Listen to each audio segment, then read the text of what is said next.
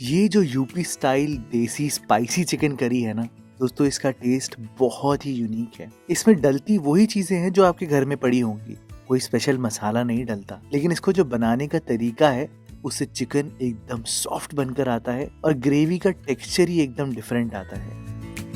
आप बना कर देखना दोस्तों एक बार, बहुत मजे आएंगे। चलो फिर शुरू करते हैं। सबसे पहले दोस्तों, आप यहाँ पर गैस पर एक भगोना चढ़ाना या मेरी तरह एक हांडी चढ़ा सकते हो और उसमें आपने सरसों का तेल डालना है। यूपी स्टाइल चिकन करी सिर्फ और सिर्फ सरसों के तेल में बनती है दोस्तों, और कोई तेल यहाँ पर गलती से भी यूज मत करना।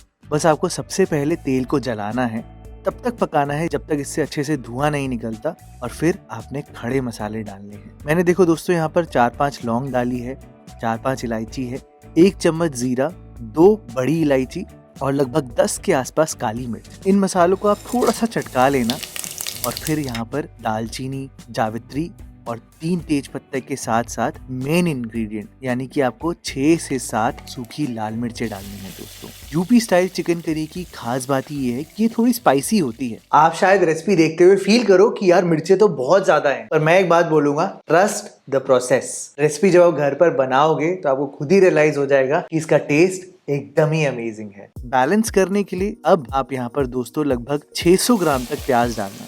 600 ग्राम प्याज होते हैं लगभग 7 से 8 प्याज। काफी ज्यादा प्याज है 1 किलो चिकन के लिए, पर ग्रेवी सारी आपकी प्याज से ही बननी है। प्याज की कुकिंग की टेक्निक यहाँ पर थोड़ी सी डिफरेंट है दोस्तों। सबसे पहले तो आप क्लोजअप से देखो कि प्याज मैंने यहाँ पर लच्छे में नहीं काटे हैं, इनको रफली चॉप किया है, और ये जो रफली चॉप है ना, ये टेक्सचर लेकर आता है आपकी ग्रेवी का। आप यहाँ पर प्याज को 2 मिनट तक भुनना और फिर यहाँ पर ढक्कन लगा देना। बहुत इंपॉर्टेंट पॉइंट है ढक्कन लगाना। ढक्कन लगने से यहाँ पर स्टीम बनेगी और प्याज अपना हल्का हल्का पानी छोड़ना शुरू करेंगे। मैंने यहाँ पर प्याज को ढककर इसलिए पकाया है ताकि वो गल जाए।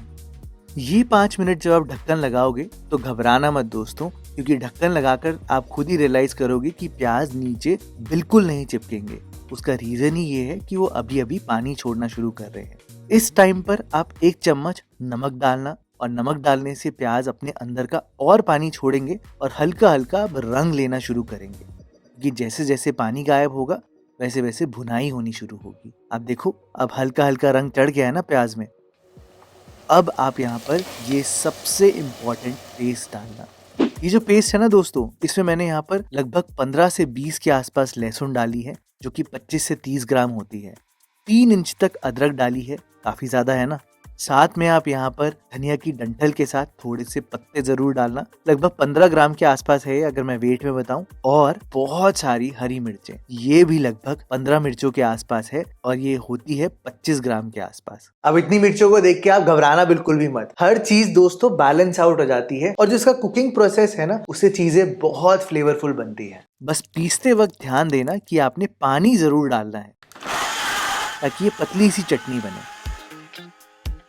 जब आप इसको यहाँ पर प्याज में डालोगे, थोड़ी सी भी बचे ना जो मिक्सी में, उसको छोड़ना मत दोस्तों, पानी डाल के उसे भी निकाल लेना, क्योंकि यहाँ पर इस पॉइंट पे पानी का बहुत इंपॉर्टेंट रोल है ग्रेवी बनाते वक्त। मेरा सजेशन ये होगा कि यहाँ पर ढक्कन लगाना और 5 मिनट तक और पकाना।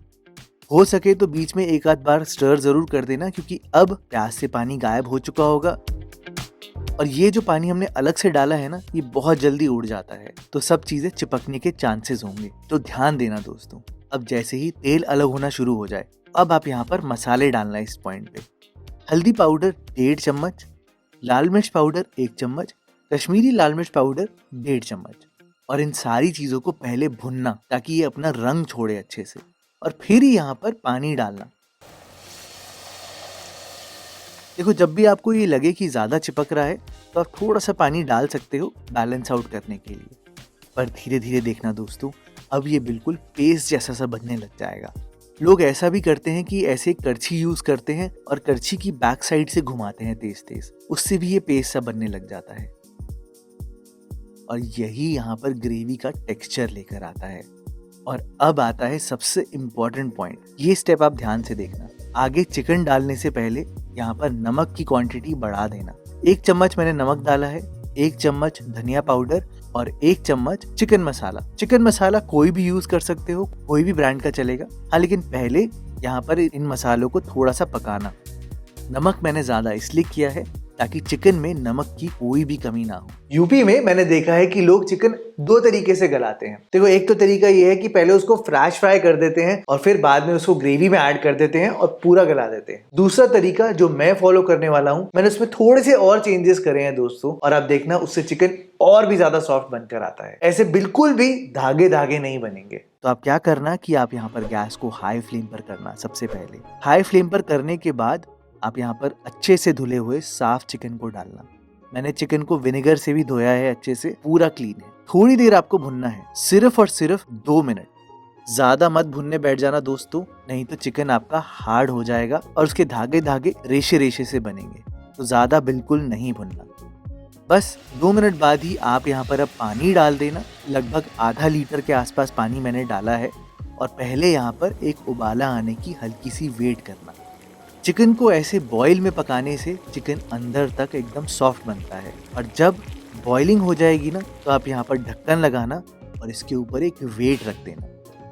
गैस को फटाफट से आप यहाँ पर एकदम लो फ्लेम पर करना और इसको लगभग 15 मिनट तक लगातार ऐसे ही ढककर लो फ्लेम पर पकने देना। अब देखना दोस्तों, चिकन बहुत ज्यादा सॉफ्ट बनकर आता है। इतना सॉफ्ट बन जाएगा कि आप उसको छुओगे तब भी टूट जाएगा। मैं अभी आपको दिखाता हूँ। जैसे ही 15 मिनट हुए तो मैंने यहाँ पर क्या किया कि अपना वेट हटाया और गैस को बंद कर दिया। मैंने वेट किया कि लगभग 5 मिनट तक सेटल हो जाए हमारी ग्रेवी और चिकन में जो भी कसर होगी वो खत्म हो जाए, और फिर ही मैं लास्ट इंग्रेडिएंट डालूंगा। 5 मिनट बाद अब जब आप ढक्कन खोलोगे तो आप देखोगे कि तेल एकदम ऊपर आ चुका है और बिल्कुल यही निशानी है कि अच्छे से ग्रेवी पक गई है। एकदम एंड की चीज आप डालना जो कि है फ्रेश धनिया और गरम मसाला। गलती से भी गरम मसाला पहले मत डालना, एकदम एंड में थोड़ा सा डालना ताकि उसकी खुशबू आए और बहुत ही बढ़िया फ्लेवर निकल कर आए। और फिर देखना दोस्तों, चिकन इतना सॉफ्ट होगा कि आपकी उंगली से भी टूटने लग जाएगा। और आप खुद ही देखो, बिल्कुल रेशा रेशा नहीं है ना। यही नहीं, लेग पीस तो ऐसे ही टूट जाएगा। तो इसको चलाना भी हल्का आराम से, नहीं तो चलाते वक्त भी टूट सकता है। आप दोस्तों ये UP style spicy chicken curry बना कर देखना, एकदम बैलेंस लगेगी और बहुत ही चटपटी बनती है।